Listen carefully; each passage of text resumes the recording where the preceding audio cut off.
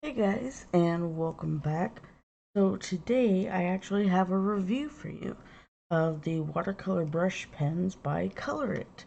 Now, for complete transparency, of course, they did send me this and two coloring books in order to review them, but all the thoughts and actual review of it is my own honest opinion. I would never do it otherwise because I wouldn't feel good about that. So, have them. They come in a lovely custom pouch that you see here. It is zippered and quite high quality for you to keep them. And that's what they look like. So you can see that the watercolor brush pens have a lovely dark gray barrel with the colored tip and a brush nib to them. Very nice looking.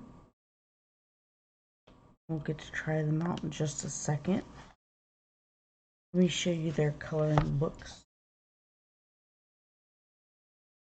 The first one is called Goddesses, and it is 50 original hand-drawn designs. These are quite heavy duty. They are spiral bound at the top, and as you can see, it shows you all of the little thumbnails of the different pages. These are quite detailed, and this is printed on heavy duty cardstock. It's single-sided. You don't have to worry about bleed through or anything else, although I don't think anything would bleed through this unless you're doing a whole bunch of watercolor washes or something like that. I don't think anything would bleed through this. So there are lots of lovely, very detailed coloring pages. As a coloring book artist myself, I'm not really into coloring other people's colorings, but some of these are really interesting.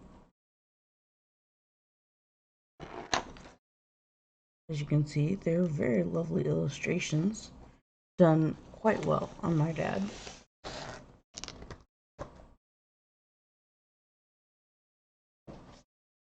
The second book is Delightful Desserts and Sweet Treats, and again, 50 original hand-drawn designs, spiral bound at the top. This is cardboard. It is very, very heavy duty.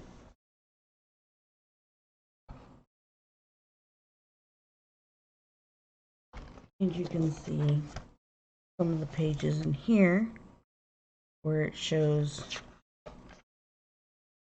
lots of lovely designs.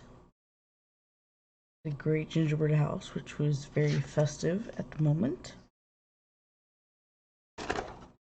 You ever done a gingerbread house? I have. I love doing them. Love all the lollipops. These would be great to make gems in. You guys know that I am a gem fanatic, so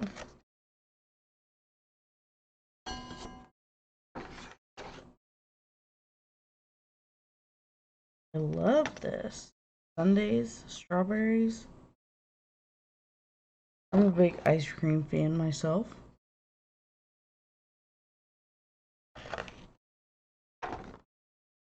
Cake slices. What do we have here? Ladyfinger cake, I would think, from the looks of it. And here's a garden of lollipops. Love it. Absolutely love it. So let's find one.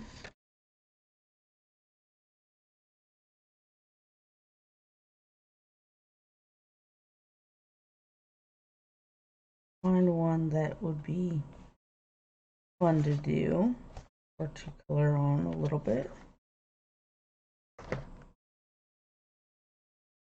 Oh, here's a candy mandala. Check that out. That's pretty stinking cool.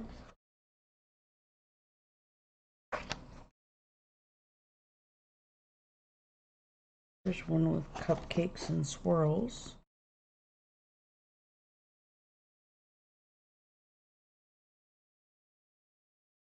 What I really want is just a blanker space in order to kind of test out these watercolor markers in the actual book. Can't really find one in there. I think what we will do is just use the back of one of these pages because I don't want it hindered by any lines or anything. I want to be able to do whatever I feel like will show you the best. I just noticed that these are perforated up here. Pages are. You can easily remove them from the book once they're finished.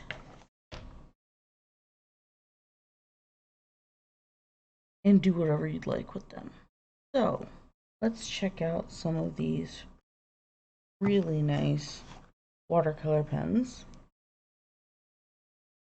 Grab a couple of blues here. Let's see how they work.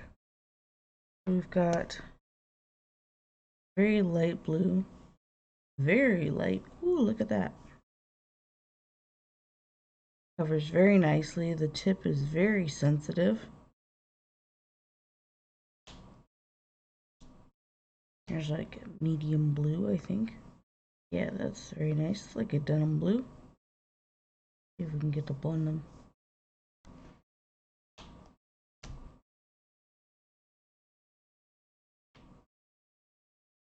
Get a nice blend there. That works pretty well. My thought process is, of course, going to turn to what if you add water to them to wash all over like crazy.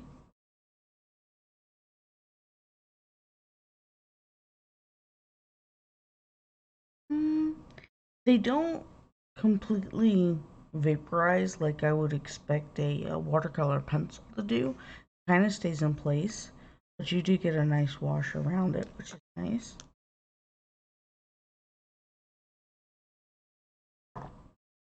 And let's see, go to another color. Just purple and pink. That nice dark purple.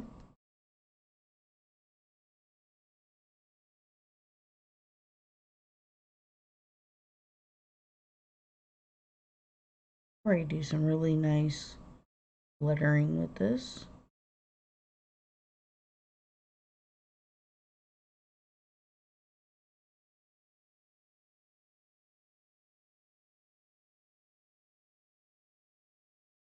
I don't really know any lettering because I'm just not that, but I'm sure you could. Seems very responsive. I don't really know how to do calligraphy. That's not quite my field. I do like the feel of them though. Very soft, very flexible. That's really bright. Wow.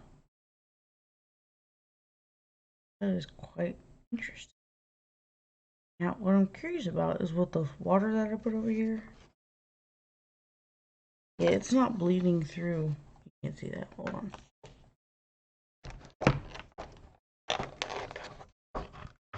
Here's the back of the front of the page. You can see there's zero bleed through, even on the one that I put the water on. So that's really nice.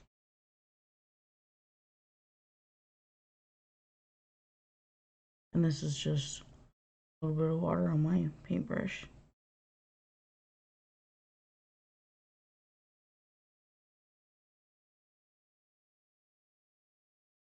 Let's see.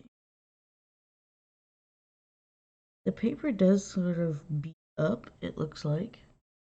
It's fine. I mean, you're going to expect that if you're using these watercolor brush pens on something that is just cardstock.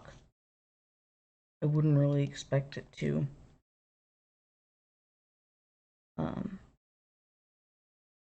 be at its absolute best.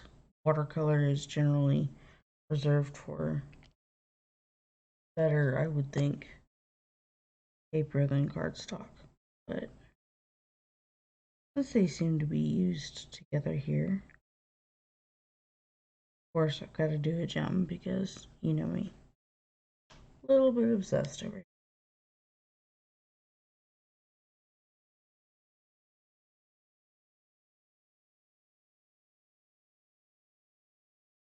Get a little bit of water, not too much.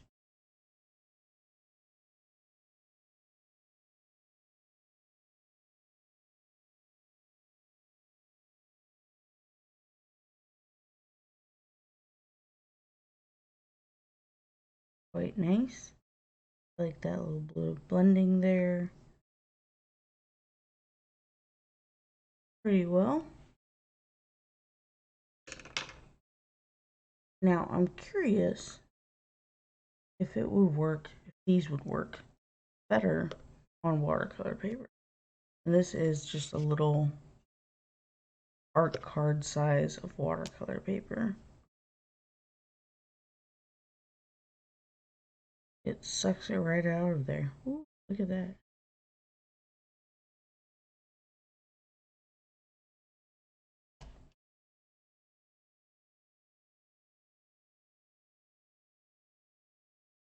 Very heavy duty watercolor paper. I just want to kind of see how they blend and how it works on watercolor paper versus regular cardstock.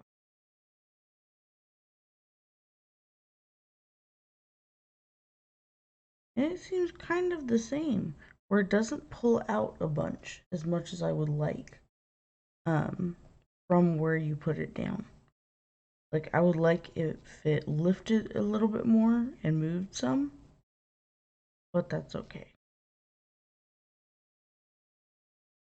Definitely leaves you with defined where you put it down versus where it moved to as you washed over it. Now, here's another question, is if you, there's already pink on it still, but if you get this nice and damp first, and then you put this on, you can get a lovely wash that way. That's quite nice. Soft color. Blend it.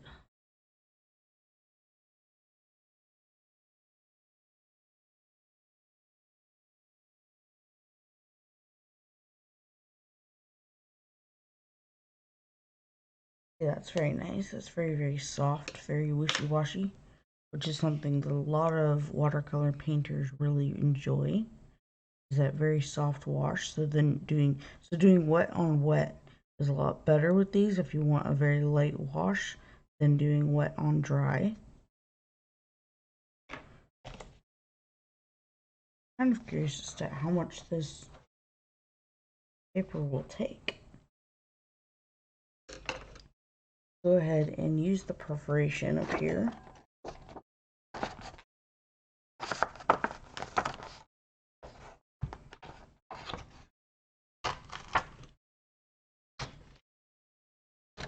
Bend it and then pull it out. Works very nicely. As you can see, there's no bleed through whatsoever, which is a real testament because then you can use markers, you can use watercolor pencils, watercolor brush pens, any kind of marker on here, and it will work just fine. Let's test out that theory. If we get Sharpie here,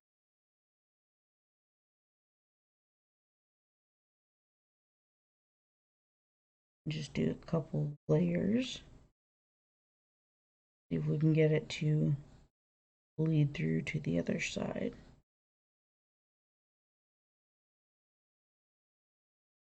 I always like to test to see just how far things can go.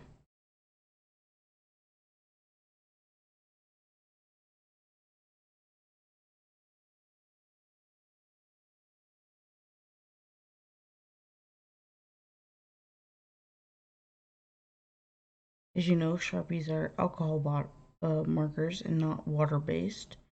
So maybe they will damage the paper more. Maybe they will soak through. Never know until you try. We've got Sharpie. And that does bleed through a little bit. It doesn't bleed through to the next page, but you can see it on the back. Whereas with the watercolor pencils or pens, you cannot. Watercolor pens, you cannot see it all. With the Sharpie, you can see it, but it did not bleed through. So, there you go. Still, pretty stinking good paper if you ask me. So in my little set that came here, we have a lovely array from brown hands to very, very light, looks like a peach, black, and then quite a few blues, and goes all the way to red. Very red. Let's see how red the red is. Sometimes they're very orangey reds, sometimes they're very purpley reds. I would say that's great red, maybe a little bit on the orangey side. But I like it. Nice.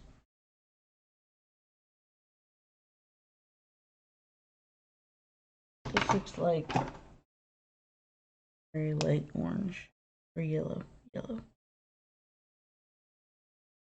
Kind of a blend we can get going here.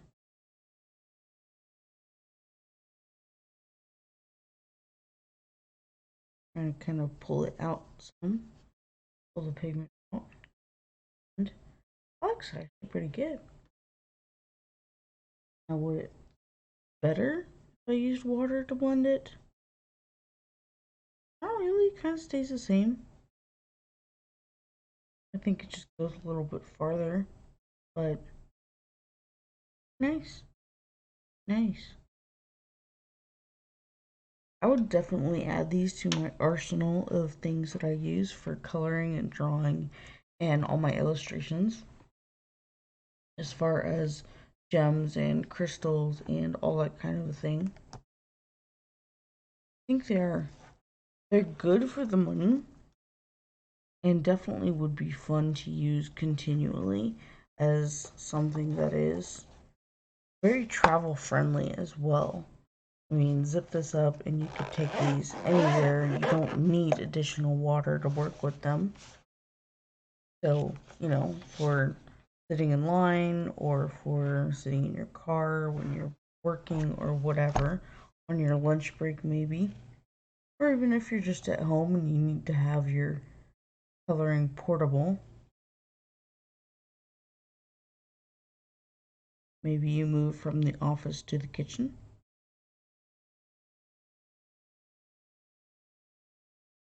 Oh, another thing to try would be unzip this again. I like zipping it and unzipping it. It's a very nice case. Let's get out this purple and this blue.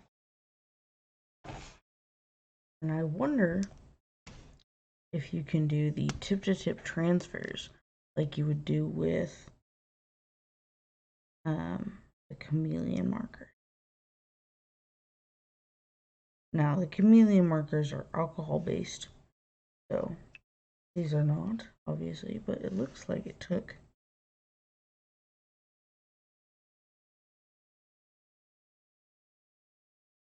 Aha! Look at that, guys. That's pretty cool looking. Very neat, very neat. Now, writing like that, or even coloring like that, would be very, very cool to do some really neat techniques.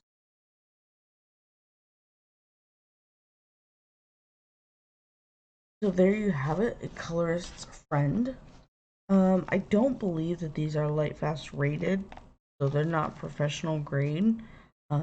But if you're just coloring with them and you're not doing like huge professional artworks, I don't think that matters very much.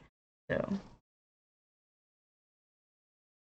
These are definitely colorist friendly, and if you wanted to get them, I would definitely give you a heads up and say go for it.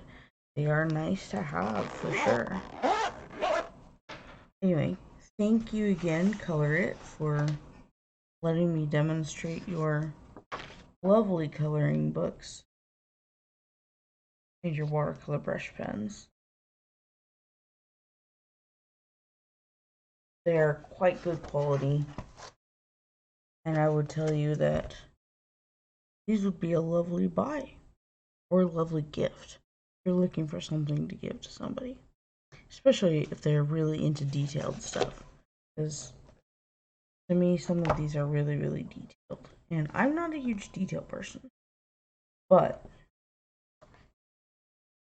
if you are, you would probably really, really like these. Until next time, guys, I will have a link below for the Colorit website where you can go find these. And see you next time. Talk to you later.